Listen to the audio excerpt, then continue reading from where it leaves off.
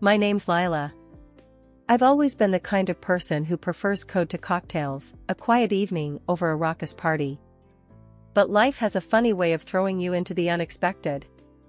That night at the party, hosted by a friend from college, was supposed to be another routine social gathering. I was already planning my escape route to my cozy apartment and my awaiting laptop when he walked in. David was hard to miss. At 22, he had the kind of energy that filled up a room. With his athlete's build and an easy smile, he was surrounded by admirers the moment he stepped through the door.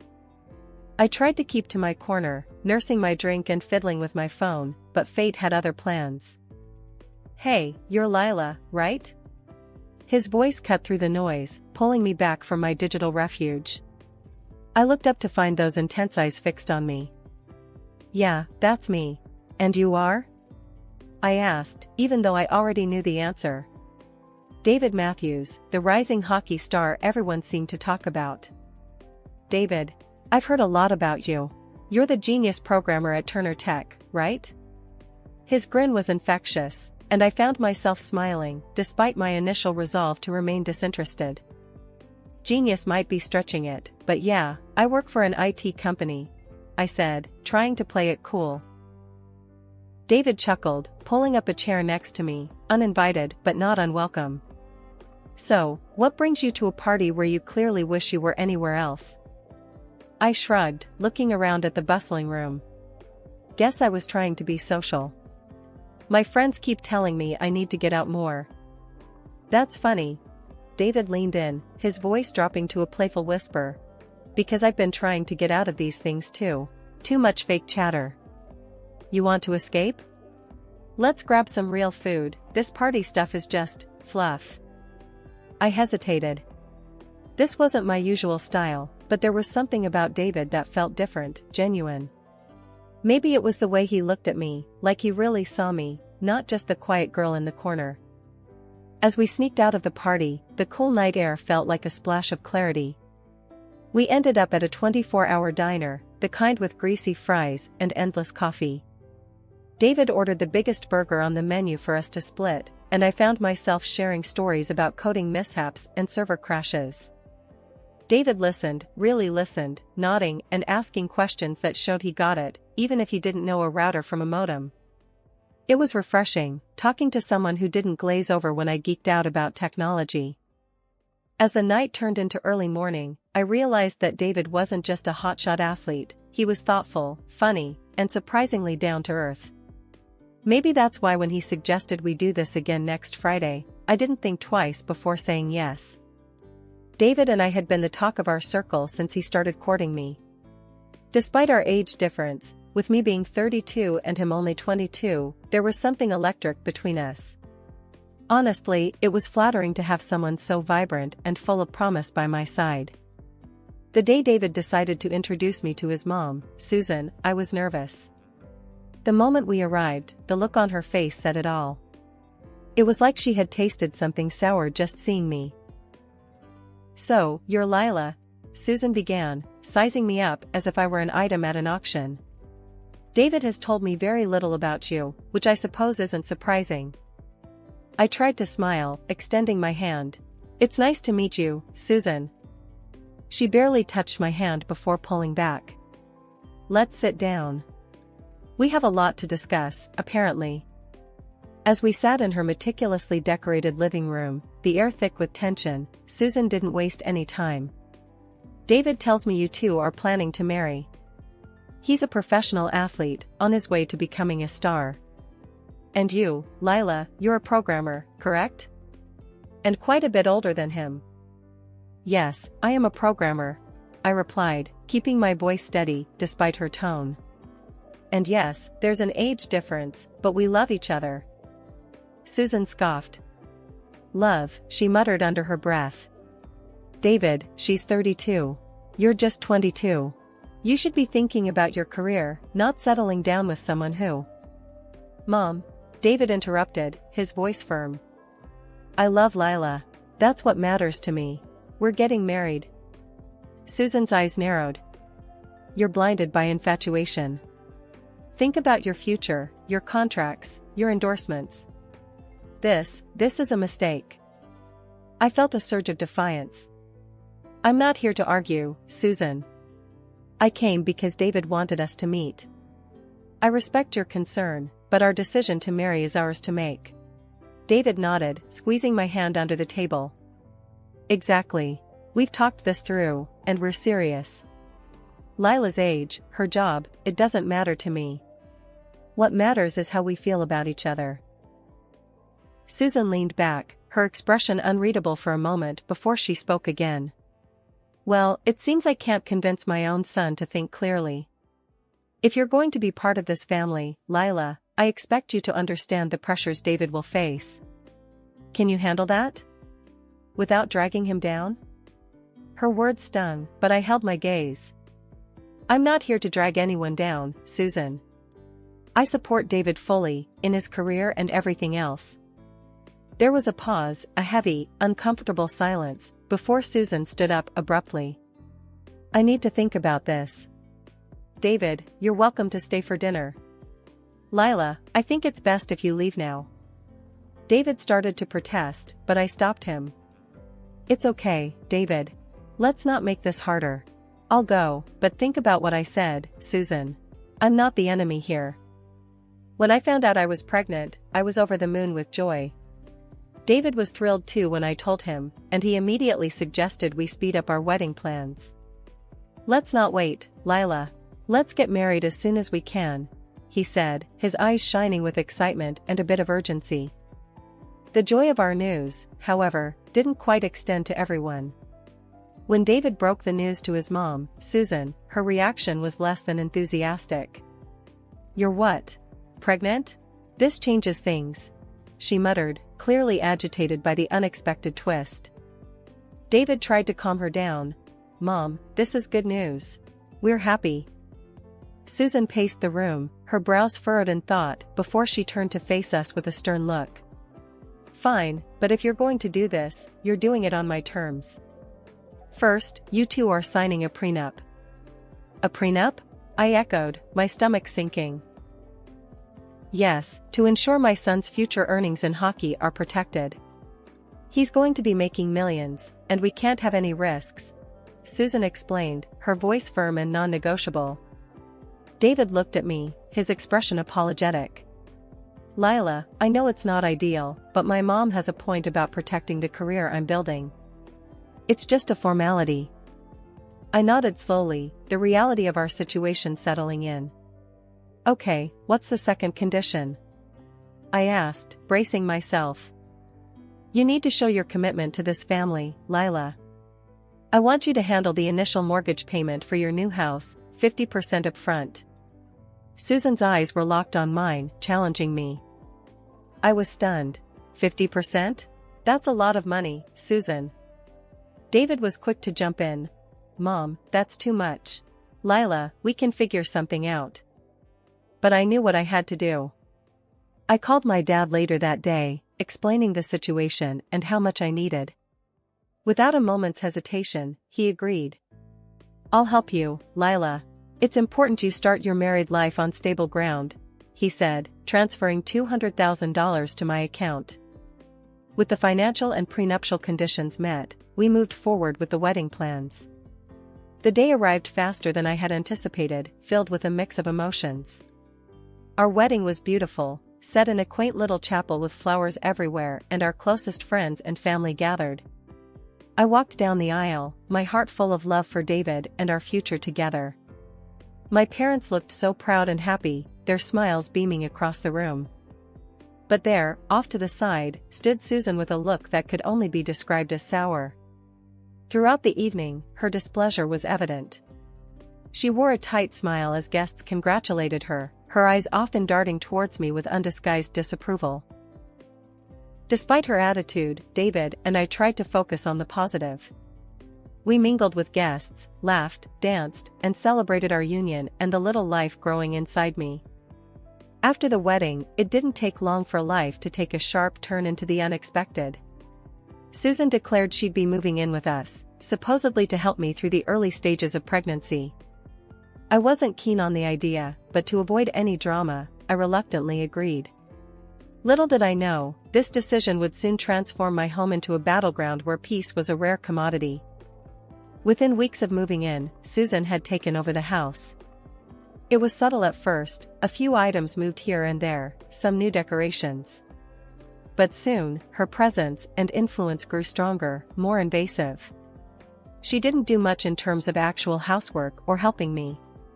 Instead, she spent her days shopping with the money David made from his hockey career, filling our already cozy home with lavish furniture and expensive clothes that reflected her taste, not ours. One afternoon, as I was trying to rearrange some of these new additions to make space for my own things, Susan walked in, her eyes scanning the room critically. "Lila, what are you doing? You're just moving things around without improving anything. You should focus more on resting and less on these useless activities," she snapped, her tone harsh and condescending. I bit my tongue, holding back my frustration. "I'm just trying to make some space, Susan. It's getting a bit crowded in here." "Crowded? This is quality, Lila. These are things a proper home should have. You should be thankful," she retorted, waving a dismissive hand at my simpler decorations. Feeling the sting of her words, I tried to keep my cool. "Susan, I appreciate your help around the house, but maybe we could tone down the shopping a bit. There's hardly space to move." Susan's eyes narrowed, her voice cold. "I'm only trying to bring some standard to this place. If you can't see that, it's not my problem. You should focus on what's important, like taking care of David." The remark hit harder than expected, and I felt a mixture of anger and helplessness. This wasn't the home I had envisioned for us, filled with love and mutual respect, but rather, it was turning into a showcase of Susan's tastes and preferences. Later that evening, when David got home from practice, I decided it was time to discuss the living situation. "David, we need to talk about your mom," I started, my voice steady but filled with concern. "What about her?" He looked tired, rubbing the back of his neck as he sat down. "She's taking over the house, David. And she's constantly criticizing me, making me feel like I'm not doing enough around here," I explained, hoping he'd understand. David's face hardened, and he sighed deeply. "Lila, she's just trying to help. You know how she is. She wants everything to be perfect. You should try to get along, show her some respect." As the days turned into weeks, Susan's dominance in our home grew. My attempts to reclaim some sense of normalcy or to assert my preferences were met with cold resistance from Susan and frustrating neutrality from David. The more I tried to adapt, the more isolated I felt within my own walls. It was a routine morning, and I was at the clinic for a regular pregnancy checkup, expecting nothing but good news. But the doctor's face told a different story as he reviewed the ultrasound images. "Lila, it seems there's a significant developmental issue with the fetus. I recommend further tests, but you need to be prepared for all possible outcomes, including the possibility of not carrying to term." The drive home was a blur, and walking into the house, I was met by Susan's scrutinizing gaze. "Well, what did the doctor say?" she demanded, her tone more intrusive than concerned. I swallowed hard, fighting the lump in my throat. "It's not great news, Susan. There are complications. The baby might not make it." Susan's reaction was cold, almost mechanical. "I see. Well, you need to think about what's best, for you and for David. Sometimes these things are for the best." Her words stung, but I had no energy to argue. I needed David, his support more than ever. When he finally came home, I told him everything, the tears I had held back now freely streaming down my face. David looked devastated, but his words were hollow. "I'm so sorry, Lila. We'll get through this. Whatever you need, I'm here." But as the days went on, David's promise felt empty. He seemed distant, retreating into his own world, leaving me to cope with my grief and fear alone. Meanwhile, Susan's true colors came out more vividly than ever. One evening, as I sat in the living room, trying to find some distraction in a book, Susan sat across from me, her eyes sharp. "Lila, you need to think about the future. If this pregnancy isn't going to work out, maybe it's a sign. Maybe it's time you and David reconsidered your situation. A childless marriage is bound to fail. I couldn't believe what I was hearing. Anger boiled inside me, but before I could respond, David walked in. I looked to him for support, but instead of defending me, he stayed silent. After weeks of uncertainty and fear, the day came when the complications of my pregnancy could no longer be managed. The doctors did what they could, but the decision was inevitable. The pregnancy had to be terminated. As I lay in the hospital bed, coming to terms with the loss, the doctor explained the gravity of my condition. "It's going to be difficult for you to get pregnant again," he said with a somber look. Returning home was one of the hardest things I've ever done. I was drained, not just physically, but emotionally. My heart ached in a way that words couldn't describe. I walked through the door in tears, a mess of grief and broken dreams, hoping, praying for some semblance of comfort from the people who were supposed to be my family. What I walked into was anything but comforting. Susan wasted no time. As soon as she saw my state, her words sliced through the air, cold and sharp. "Well, look at you. I told you, didn't I? You just aren't cut out for this. You can't even manage to have a healthy child." Her cruel words hit me like physical blows. I stood there, stunned into silence, my tears falling faster. I looked to David, desperate for him to say something, anything in my defense. But David was distant, his eyes avoiding mine.